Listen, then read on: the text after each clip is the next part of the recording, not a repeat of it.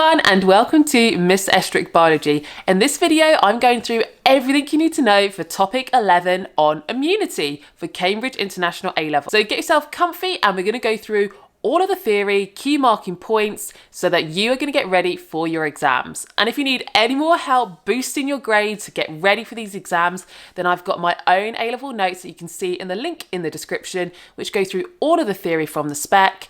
It goes through the key marking points, key terms, and also special examiners tips. But for now, let's get into immunity. So let's have a look at topic 11. And topic 11 covers the immune system, antibodies and vaccination. And we're starting with the immune system, looking at phagocytosis. Now phagocytes, so for example, the macrophages and neutrophils, which are two types of blood cells, travel in the blood and squeeze out of capillaries to engulf and digest pathogens. And that's what phagocytosis is. It's a non-specific response whereby any foreign material that's detected will get destroyed by the phagocytes. And here we see the process of phagocytosis. Damaged cells and pathogens release cell signaling chemicals, which are the cytokines, and they attract the phagocytes to the site of infection. Opsonin protein can attach to pathogens to mark them and make it easier for neutrophils and macrophages to then engulf them. Phagocytes have receptors which can attach to chemicals on the surface of the pathogen, and the pathogen then surrounds and engulfs the pathogen into vesicles to create a phagosome. Within the phagocytes, there are lysosomes which contain hydrolytic enzymes, and those lysosomes will then fuse with the phagosome to make a phagolysosome, and it exposes the pathogen to that enzyme, the lysozyme, which hydrolyzes the pathogen, and any soluble useful molecules are absorbed into the cytoplasm of the phagocyte. The phagocytes will present the antigen of the digested pathogen on their surface, and they then become antigen-presenting cells. The second line of defence involves lymphocytes, and this time it is specific, and the lymphocytes respond specifically to particular shaped antigens. There's two types of lymphocytes, the B and the T lymphocytes. Both are created in the bone marrow, but the B cells mature in the bone marrow, which is why they're called B lymphocytes, whereas the T cells mature in the thymus, which is why they're called T lymphocytes. So we're going to have a look at the cell-mediated response, which is the response which involves T cells. It's called the cell-mediated response because it involves these T lymphocytes binding to antigen-presenting cells. So it's binding to cells themselves, which happen to have the antigen on their surface. And when you have the receptors on the T cells binding to antigen-presenting cells, it causes the T cells to divide rapidly by mitosis, which is this clonal expansion, because mitosis results in identical copies of cells. So you get this large number of T cells being created, which are all identical, and they're identical in that they contain exactly the same receptor on their surface, complementary to this particular antigen. Antigen-presenting cells are cells that present a non-self antigen on their surface, and that could be infected body cells presenting viral antigens on their surface, a macrophage which has engulfed and destroyed a pathogen presenting the antigens on their surface. Cells of a transplanted organ will have different shaped antigens on their surface compared to your self-cell antigens. And lastly, cancer cells will also act as antigen-presenting cells because they have abnormal shaped self-antigens on their surface. So let's have a look then at this whole cell-mediated response.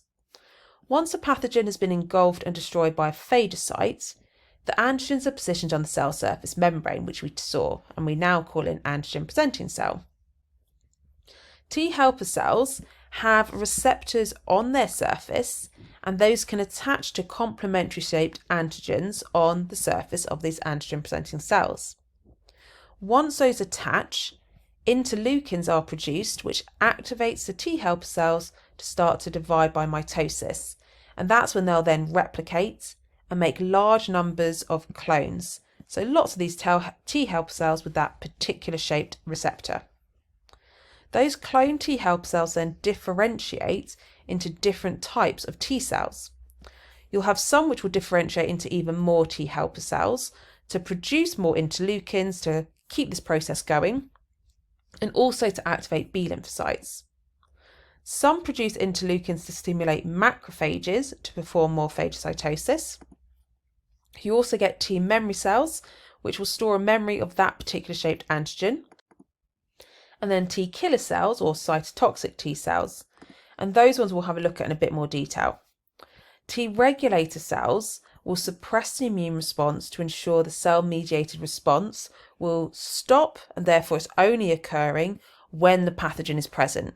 Because you don't want this response happening all the time. You only want it to happen when you are infected with a particular pathogen.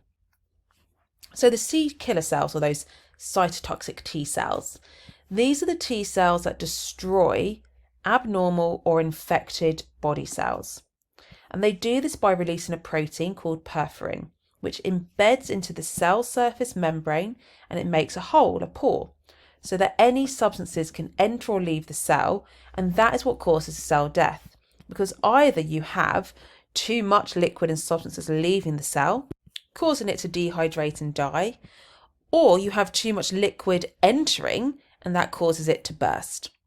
So this is most common in viral infections, because the virus infects the body cells, and by destroying the body cell and sacrificing your body cells, it prevents the virus being able to replicate further.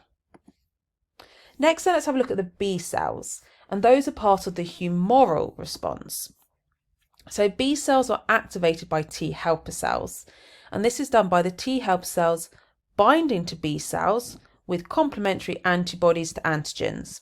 And this is clonal selection, because the T cells will only bind to B cells which do have a complementary shaped antibody on their surface.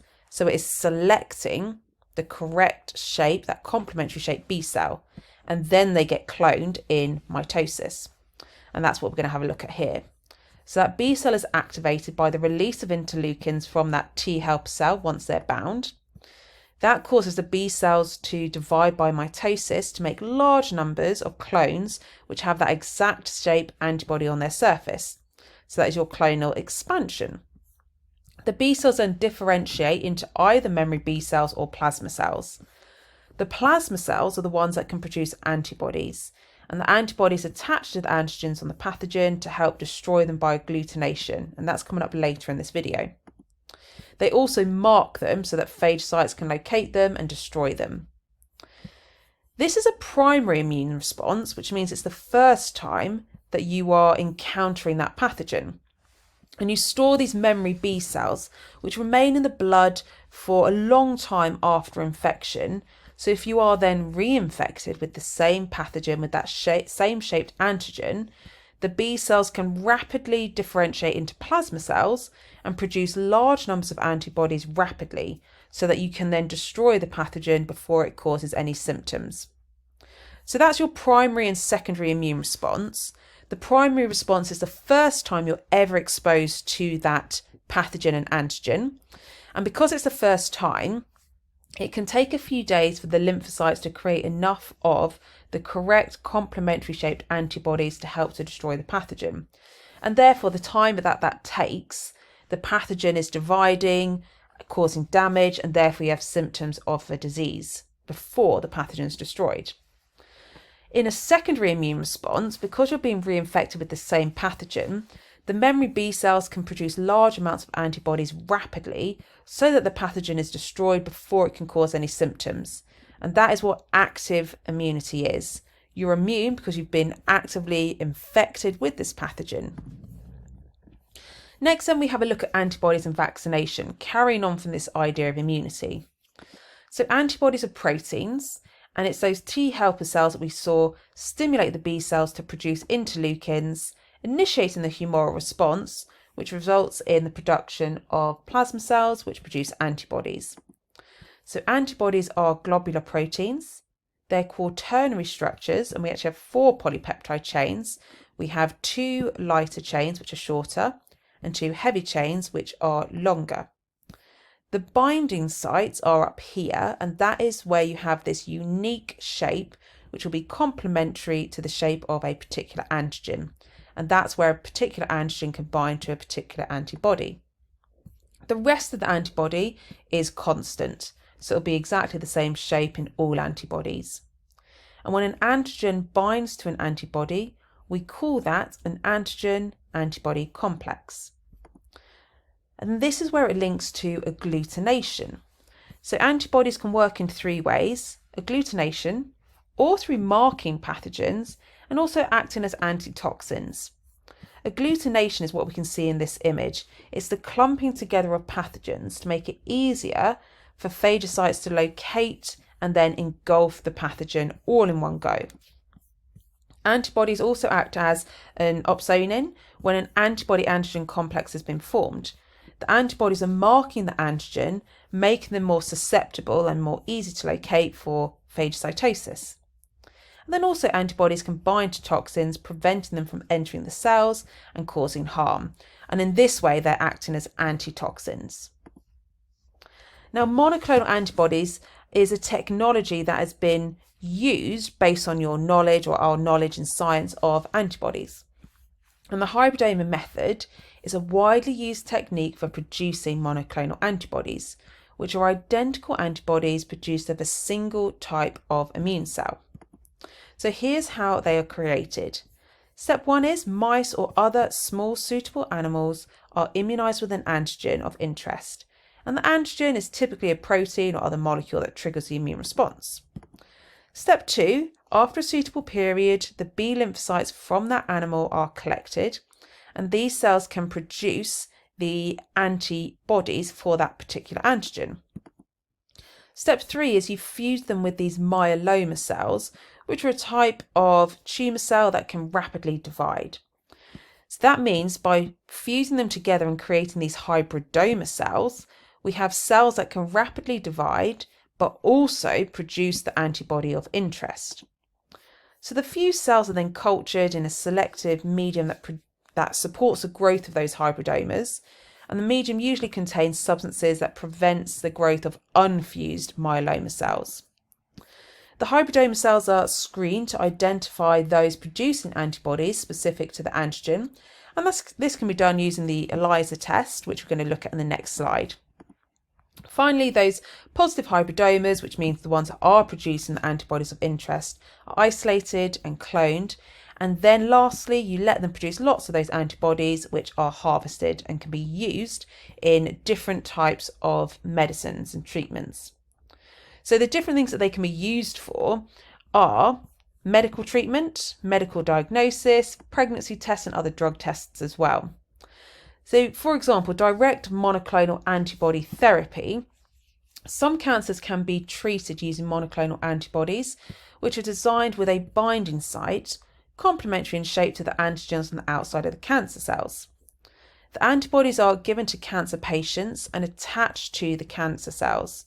While the antibodies are bound to the cancer cells, this prevents chemicals from binding to the cancer cells, which enables uncontrolled cell division.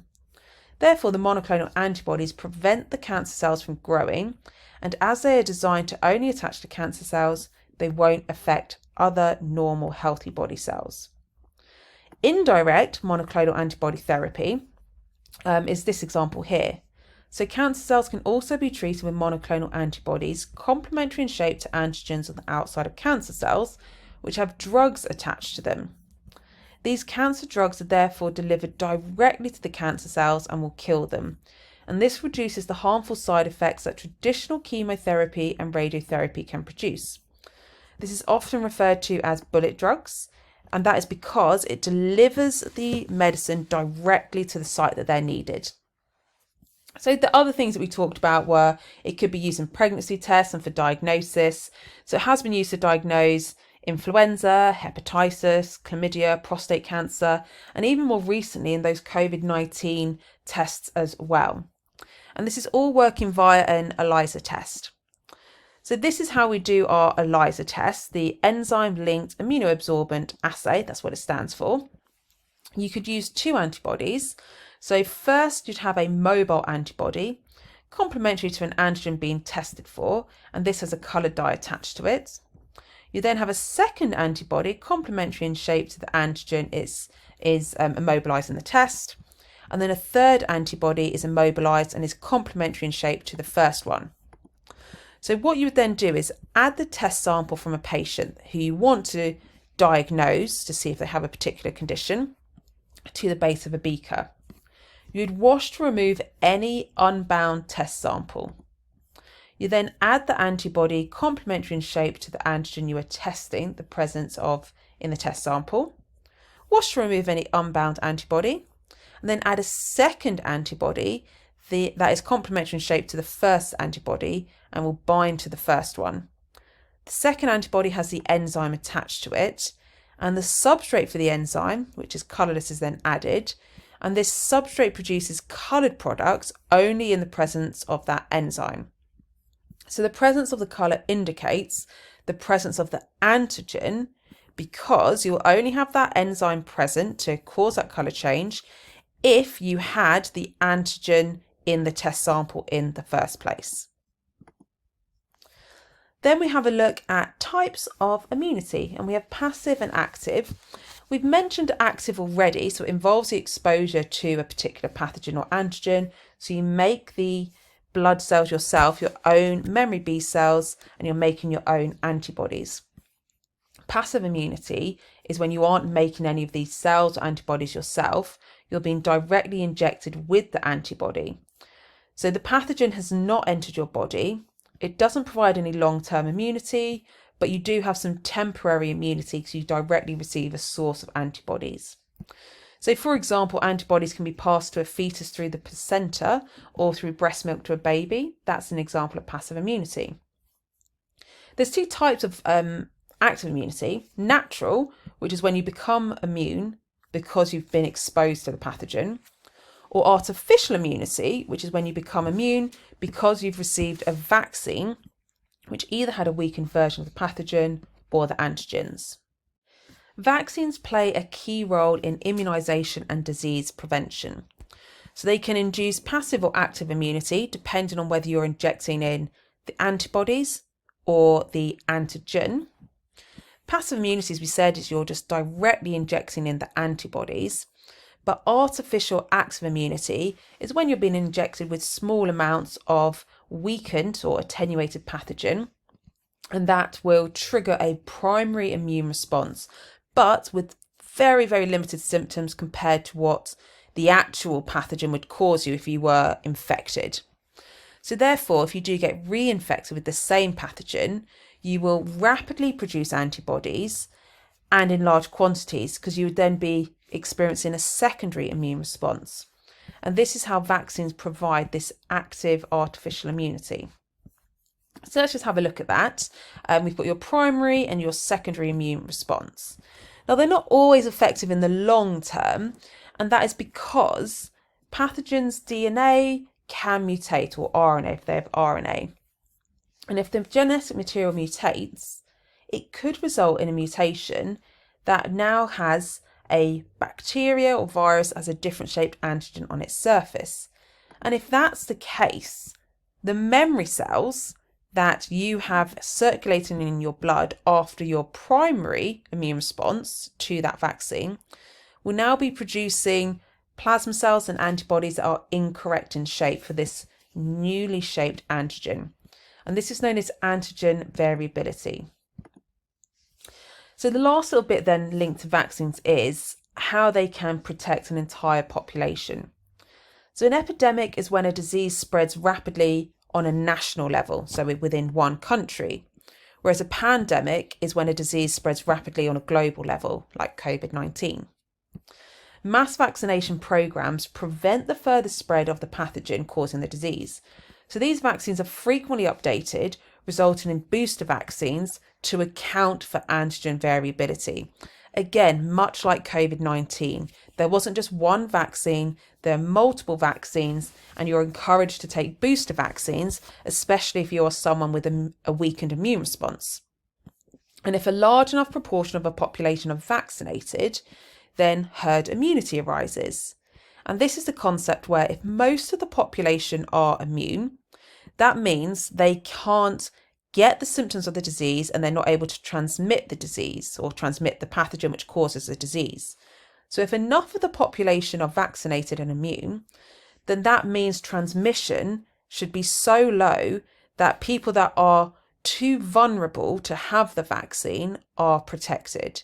And you might be vulnerable because you're pregnant, you're elderly, you're very, very young, or you have a weakened immune system. So herd immunity is really important to protect the individuals who are too vulnerable to have the vaccine themselves. So that takes us to the end of topic 11. Make sure you subscribe so you don't miss out on any of the latest videos that I produce to help you with your A-level biology.